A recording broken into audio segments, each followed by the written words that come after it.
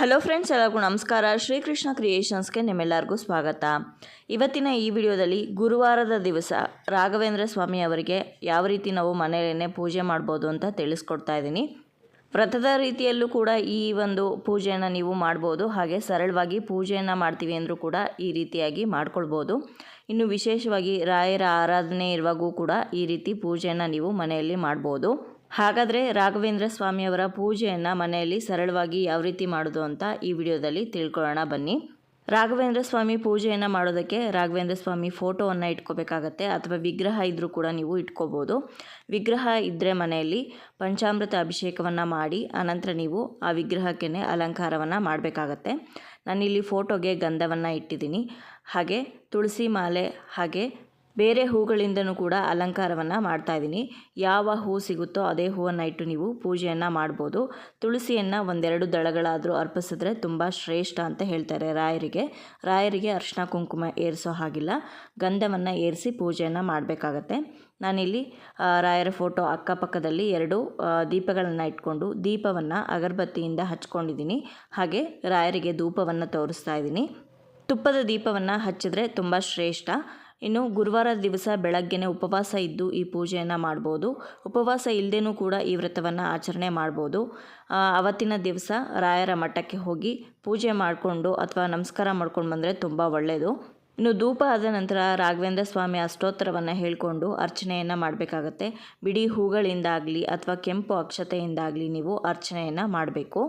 ರಾಯರಿಗೆ ಕೆಂಪು ಅಕ್ಷತೆ ಶ್ರೇಷ್ಠ, ಹಾಗಾಗಿ ಕೆಂಪು ಅಕ್ಷತೆಯನ್ನು ಮಾಡಿಕೊಂಡು ಅಕ್ಷತೆಯಿಂದ ಅರ್ಚನೆಯನ್ನು ಮಾಡಿ ಅನಂತರ ಮತ್ತೊಮ್ಮೆ ಧೂಪವನ್ನು ತೋರಿಸ್ಬೇಕು. ಧೂಪದ ನಂತರ ನೈವೇದ್ಯವನ್ನು ಮಾಡಬೇಕಾಗತ್ತೆ.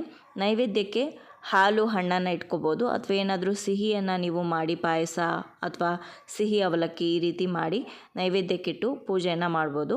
ಇನ್ನು ನಮ್ಮ ಮನೆಯಲ್ಲಿ ನಾನು ರಾಘವೇಂದ್ರ ಸ್ವಾಮಿಯವರ ನಾಮಕೋಟಿಯನ್ನು ಬರಿತೀನಿ. ಆ ಬುಕ್ಕನ್ನು ಕೂಡ ಅವತ್ತಿನ ದಿವಸ ರಾಘವೇಂದ್ರ ಸ್ವಾಮಿ ಫೋಟೋ ಮುಂದೆ ಇಟ್ಟು ಪೂಜೆ ಮಾಡಿ ಸಂಜೆಗೆ ಎಷ್ಟು 1-2 ಪೇಜ್ ಆದರೆ 2 ಪೇಜು, 1 ಪೇಜ್ ಆದರೆ 1 ಪೇಜು ಬರೆದು ಇಡ್ತೀನಿ.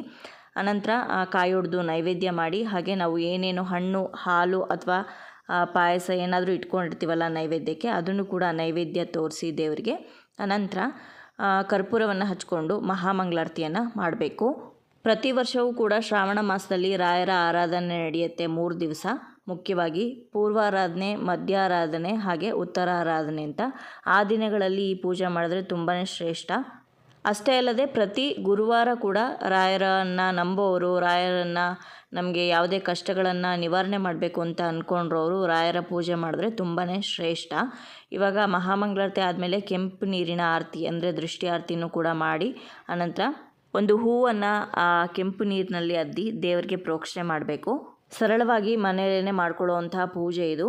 ದೇವ್ರ ಮನೆಯಲ್ಲೇ ಚಿಕ್ಕ ಜಾಗ ಇದ್ದರೂ ಕೂಡ ಒಂದು ಕಾರ್ನರಲ್ಲಿ ನೀವು ದೇವ್ರ ಫೋಟೋ ಇಟ್ಟು ಪೂಜೆ ಮಾಡ್ಬೋದು. ಸಂಜೆಗೆ ಸ್ವಲ್ಪ ಫೋಟೋವನ್ನು ಅಲಗಿಸಿ ನೀವು ಎತ್ತಿಟ್ಕೊಳ್ಬೋದು, ಅಥವಾ ದೇವ್ರ ಮನೆಯಲ್ಲೇ ಹಾಗೆ ಇಟ್ಟರೂ ಕೂಡ ನಡೆಯುತ್ತೆ. ಈ ರೀತಿಯಾಗಿ ಸರಳವಾಗಿ ನೀವು ರಾಘವೇಂದ್ರ ಸ್ವಾಮಿಯವರ ಆರಾಧನೆಯನ್ನು ಗುರುವಾರ ದಿವಸ ಆಗಲಿ ಅಥವಾ ಆರಾಧನೆ ಇರುವಂತಹ ದಿನಗಳಲ್ಲಾಗಲಿ ಮಾಡ್ಬೋದು. ಉಪವಾಸ ಇರೋರು ಒಂದೊತ್ತಿನ ಉಪವಾಸ ಇರ್ಬೋದು. ಬೆಳಗ್ಗೆಯಿಂದ ಉಪವಾಸ ಇದ್ದು ರಾತ್ರಿಗೆ ಏನಾದರೂ ಉಪಹಾರವನ್ನು ಸೇವನೆ ಮಾಡ್ಬೋದು, ಅಥವಾ ಹಾಲು ಹಣ್ಣನ್ನು ಸೇವನೆ ಮಾಡಿ ಇಡೀ ದಿನ ಕೂಡ ನೀವು ಉಪವಾಸವನ್ನು ಇರ್ಬೋದು. ಇನ್ನು ಉಪವಾಸವನ್ನು ಇರೋದಕ್ಕಾಗಲ್ಲ ಅನ್ನೋರು ಉಪವಾಸ ಇಲ್ಲದೇನೂ ಕೂಡ ಈ ಪೂಜೆಯನ್ನು ಸರಳವಾಗಿ ಮಾಡ್ಕೊಳ್ಬೋದು. ನೋಡಿದ್ರಲ್ವ ಸ್ನೇಹಿತರೆ, ಇವತ್ತಿನ ಈ ವಿಡಿಯೋದಲ್ಲಿ ರಾಘವೇಂದ್ರ ಸ್ವಾಮಿಯವರ ಪೂಜೆಯನ್ನು ಗುರುವಾರದ ದಿವಸ ಯಾವ ರೀತಿ ಮಾಡಬೇಕು, ಆರಾಧನೆಯನ್ನು ಯಾವ ರೀತಿ ಸರಳವಾಗಿ ಮನೆಯಲ್ಲೇ ನಾವು ಮಾಡ್ಕೊಳ್ಬೋದು ಅಂತ ತಿಳಿಸ್ಕೊಟ್ಟಿದ್ದೀನಿ.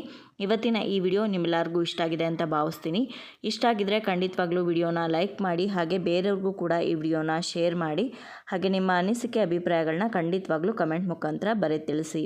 ಮತ್ತೊಂದು ಉಪಯುಕ್ತ ಪೂಜಾ ಮಾಹಿತಿಯೊಂದಿಗೆ ನಿಮ್ಮನ್ನ ಮತ್ತೆ ಭೇಟಿ ಆಗ್ತೀನಿ. ಅಲ್ಲಿಯವರೆಗೂ ಧನ್ಯವಾದಗಳು. ಲೋಕ ಸಮಸ್ತ ಸುಖಿನೋ ಭವಂತು.